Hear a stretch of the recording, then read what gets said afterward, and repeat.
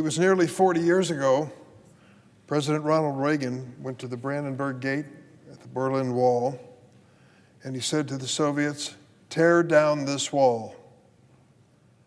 Ronald Reagan understood all too well what the Soviet regime was all about.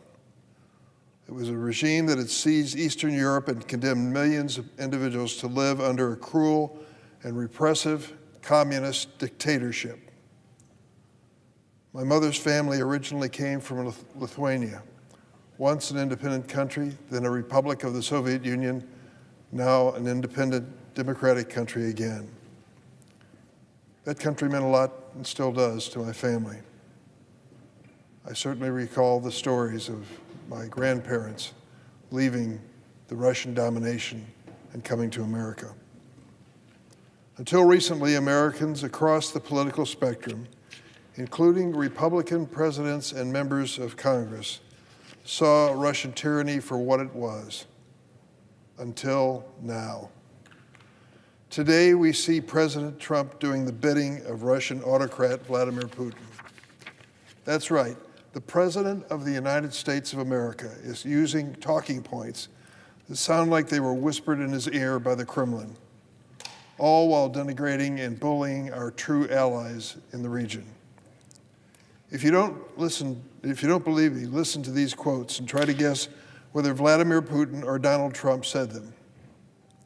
First, outrageously claiming Ukraine started the war with Russia, quote, "It's they who have started the war," or quote, "You've been there for 3 years, you should have ended it, you should have never started it." How about attacking the legitimacy of heroic wartime Ukrainian President Volodymyr Zelensky, who was democratically elected in a free and fair election, something that has never taken place in Russia? Quote, "The legitimacy of the incumbent head of state of Ukraine is over," or calling him, quote, "a dictator without elections." In each of these stunning examples, one was spoken by Putin, the other by Trump. It's impossible to guess which is which, but you'd be hard-pressed to figure it out because they both are using the same Kremlin propaganda. It gets worse, with Donald Trump having negotiated away in public the key concessions to Russia to end the war, including appeasement of Ukraine's southern sovereign borders or possible future NATO membership. Trump, with one 90-minute phone call, gave those away without even negotiating, and certainly didn't involve the Ukrainians, who have lost 46,000 brave Ukrainians who have died because of Putin's invasion. Today, in a stunning, shameful move, the United States voted with Russia, North Korea, Belarus, and a handful of dictatorships at the United Nations against a resolution condemning Russian aggression in Ukraine. I want to repeat that because it is so historic and so mind-boggling. There was a resolution before the United States condemning Russia on the 3rd anniversary of their invasion of Ukraine, and the United States representative voted against it. Joined in that effort by Russia itself, North Korea, Belarus, and a handful of other dictatorships. What in the world is going on here? Former Lithuanian Foreign Minister Gabrielius Landsbergis said of this tragic and unbelievable state of affairs that it sounded like there was a handout prepared by the Russian Foreign Minister Lavrov from which the Trump administration was reading. He warned if Trump continues to back Russia, quote, "Threats to European security will grow immensely. Putin will get braver, meaning there will be more war, more invasion, more death in Moldova, the Baltics, Georgia, maybe even Poland." President Trump's affinity for autocrats like Putin and selling out to or bullying our allies isn't going to make America stronger or our world safer. Nor will his petulant and bumbling weekend gutting of our top military officers. A troubling act that raises serious questions about politicizing our proud professional fighting force in America. Let me be clear. We cannot let President Trump rewrite history or upend proven alliances with decades of bipartisan support. Because of the NATO alliance, we have avoided the Third World War for more than 75 years. That's a fact. Ultimately, only the Ukrainian people can decide Ukraine's future. For the United States to be party to any other scheme or conspiracy is just unacceptable. Doing the bidding of foreign dictators and playing politics with our own military only undermines America's ability to be safe. Today is the third-year anniversary of Russia's unprovoked illegal invasion of Ukraine. I'm glad to join Senator Shaheen, Tillis, Wicker, and others leading a simple resolution that expresses continued solidarity with the people of Ukraine and condolences for the loss of thousands of lives to Russian aggression. I would think that every senator, both political parties, would sign on.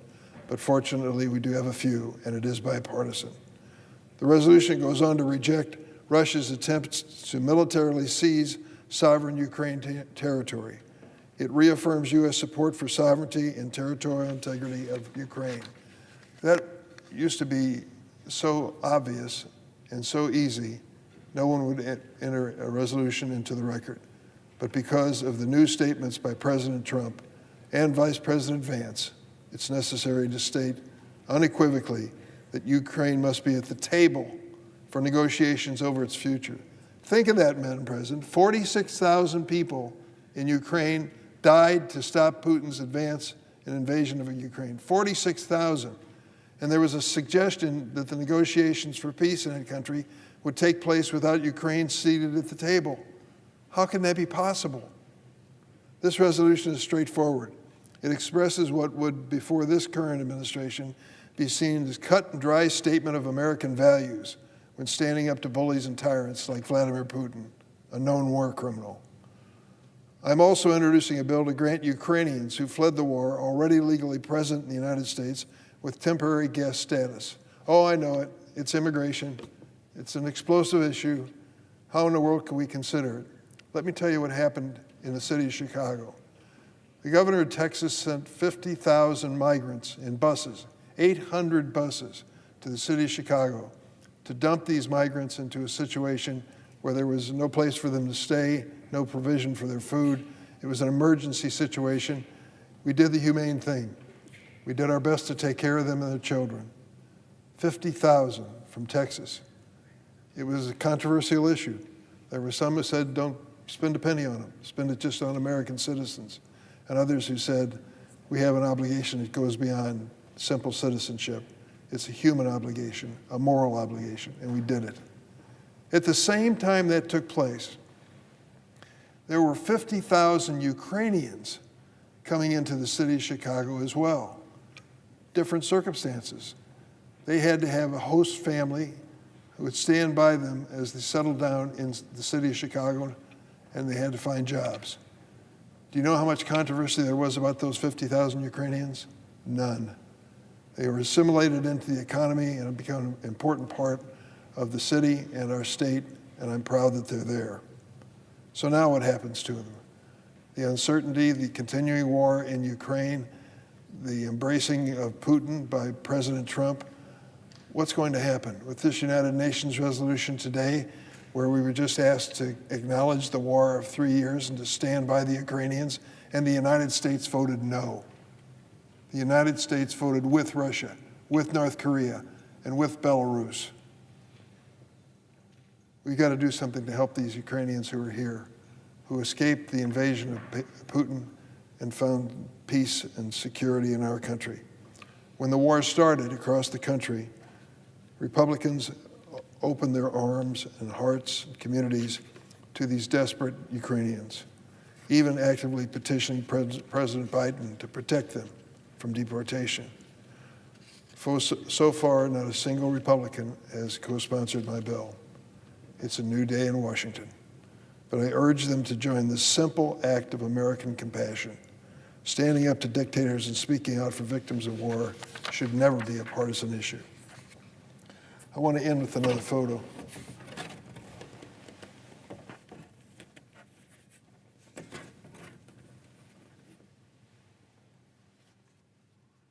year was 2014, when the late Senator John McCain and I led a bipartisan delegation to Ukraine that included current colleagues from Rhode Island, Wyoming, and North Dakota.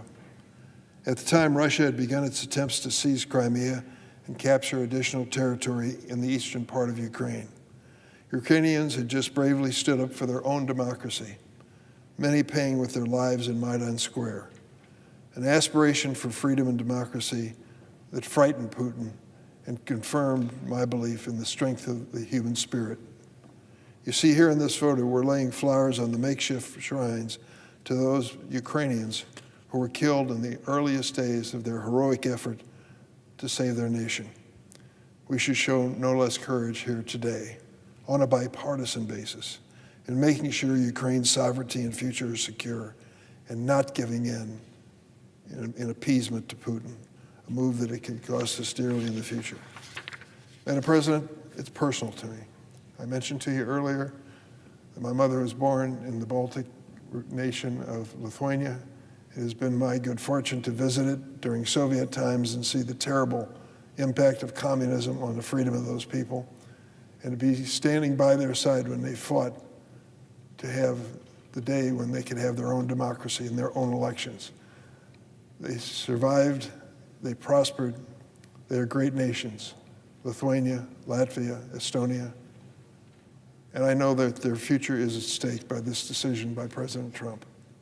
You cannot embrace Vladimir Putin and ignore the obvious. He's a thug. He's sent his invading troops in and killed 46,000 Ukrainians. Oh, they say he's lost 800,000 of his own. Well, I'm sorry that happened, in a way, but he asked for it. He invaded Ukraine, and don't make any mistake, it didn't happen the other way around. The Ukrainians didn't invade themselves. What kind of nonsense was that being spoken by the president?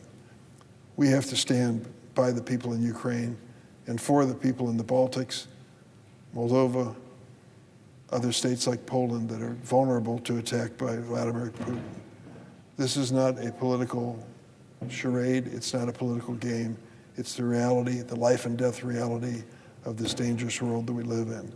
Once again, the United States should be leading for democratic values and certainly not embracing the war criminal Vladimir Putin. I yield the floor.